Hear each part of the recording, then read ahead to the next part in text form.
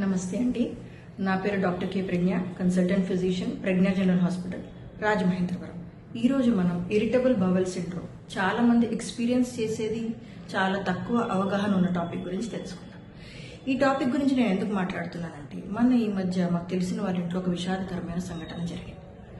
అది జరిగినప్పటి నుంచి ఆ ఇంట్లో ఒక పెద్దవాడికి విపరీతంగా కడుపు నొప్పి రావడం, దాంతోపాటు మోషన్ అవగానే కడుపు నొప్పి తగ్గడం, ఇలాంటివన్నీ ఎక్స్పీరియన్స్ చేస్తూ ఆవిడ బాధపడుతుంది. వాళ్ళు నా దగ్గరకు వచ్చినప్పుడు అప్పుడు నేను అనుకున్నాను, ఈ కండిషన్తో ఇంతగా బాధపడుతున్నారు, ప్రజలకు దీని గురించి అవగాహన కలిగిద్దామని అనుకున్నాను.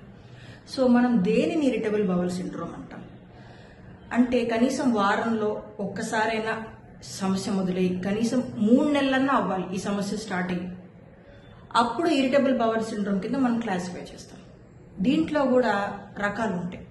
Diarrhoea type, constipation type, mixed type. అంటే విరోచనాలు అవ్వడం, లేకపోతే మలబద్ధకం, లేకపోతే 2 జరగడం. కొద్ది రోజులేమో మోషన్స్ ఎక్కువ అవడం, కొద్ది రోజులేమో మోషన్ తక్కువగా గట్టిగా అవ్వడం. సో ఈ ఇరిటబుల్ బవల్ సిండ్రోమ్ స్పెసిఫిక్గా డయాగ్నోస్ చేయడానికి మనము వేరే ఏదైనా సమస్యలు ఉన్నాయో ఫస్ట్ అవి ఎక్స్క్లూడ్ చేసుకోవాలి.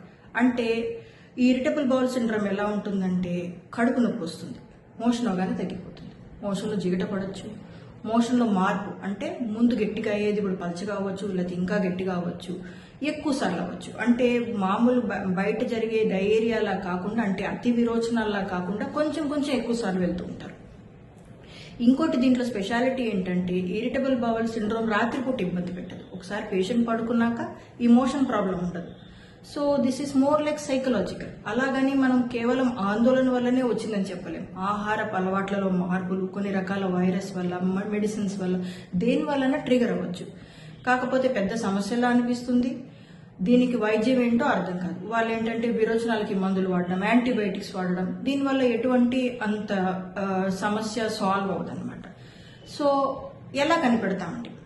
మన దగ్గర పేషెంట్ వస్తారు, వచ్చినప్పుడు ఎప్పటి నుంచి సమస్య మొదలైంది? 3 నెలల నుంచి మొదలైందా? కనీసం వారంలో ఒకసారి అనే సమస్యతో ఇబ్బంది పడుతున్నారా? జిగట పడుతుందా?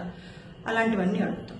ఇంకొకటి ఏంటంటే, ఈ సమస్యలో మనం ఎక్స్క్లూడ్ చేసుకోవాల్సింది ఏంటంటే, బ్లడ్ పడినా, బరువు తగ్గిపోయినా, నిద్రలో కూడా విరోచనం కోసం లేవాల్సిన పరిస్థితి వచ్చినా, జ్వరం ఉన్నా, డిహైడ్రేషన్ ఉన్నా, బరువు తగ్గిపోతున్నా, కడుపు పైన ఏదైనా మాస్ లాగున్నా మటుకు ఇది ఇరిటబుల్ బవల్ సిండ్రోమ్ కాదు, ఇంకేదో సమస్య ఉందని చెప్పి మనం దానికి సంబంధించిన colonoscopy, blood test, thyroid test ఇవన్నీ చేసుకోవాల్సి ఉంటుంది. ఓకే, ఇరిటబుల్ బవల్ సిండ్రోమ్లో బేసిక్ టెస్టులు చేస్తాం. మనం హిమోగ్లోబిన్ ఎంత ఉంది, థైరాయిడ్ ఎంత ఉంది, షుగర్ ఏమైనా మొదలైందా, ఆ సీలియాక్ డిసీజ్ అన్న ప్రాబ్లమ్ని ఎక్స్క్లూడ్ చేసుకుంటాం. ఇరిటబుల్ బవల్ సిండ్రోమ్ డయాగ్నోస్ చేయడం గురించి స్పెసిఫిక్ టెస్టులు ఏముండవు, వేరే సమస్యలను ఎక్స్క్లూడ్ చేసుకోవడానికి మటుకే టెస్టులు ఉంటాయి. సో ఒకసారి మనం ఇరిటబుల్ బవల్ సిండ్రోమ్ అని కనిపెట్టిన తర్వాత, అది డయేరియానా లేకపోతే కాన్స్టిపేషన్ మనం నిర్ధారించుకున్న తర్వాత, దానికి కావాల్సిన మోషన్ మెత్తగా అయ్యే, కాన్స్టిపేషన్ అయితే కనుక మోషన్ మెత్తగా సులువుగా అయ్యే విధంగా హై ఫైబర్ అంటే అరటిపళ్ళు, సిలియం హస్కు ఇలాంటి ఆహారంలో పీచు పదార్థాలు ఎక్కువగా ఉండేలా చూసుకోమంటాం.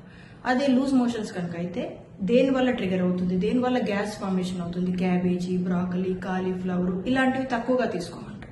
కొంతమంది చేసే అతిపెద్ద పొరపాటు ఏంటంటే, ఇలా అరగట్లేదని చెప్పి సోడాలు, డ్రింక్స్ తాగుతుంటారు. దానివల్ల సమస్య ఎక్కువ అవడం తప్పించి తగ్గదు. సో మీకు ఎప్పుడన్నా గత 3 నెలలుగా కొత్తగా మోషన్లో మార్పు రావడం, కడుపు నొప్పి వచ్చి మోషన్ వచ్చిన తర్వాత నొప్పి తగ్గడం, ఇలాంటి కనుక నేను చెప్పిన లక్షణాలు కనుక ఉంటే కనుక డాక్టర్ని సంప్రదించండి. ఫస్ట్ మేము సైకలాజికల్ కౌన్సిలింగ్ ఇస్తాం, టెన్షన్ తగ్గించుకోమంటాం, ఆహారంలో FODMAP డైట్ అంటే నేను చెప్పినట్టుగా గ్యాస్ ప్రొడ్యూస్ చేసే ఆహారం తగ్గించి పీచు పదార్థాలు పెంచుతాం, చిన్న చిన్న మెడిసిన్స్తో మీ ప్రాబ్లమ్ సాల్వ్ చేస్తాం. Thank you.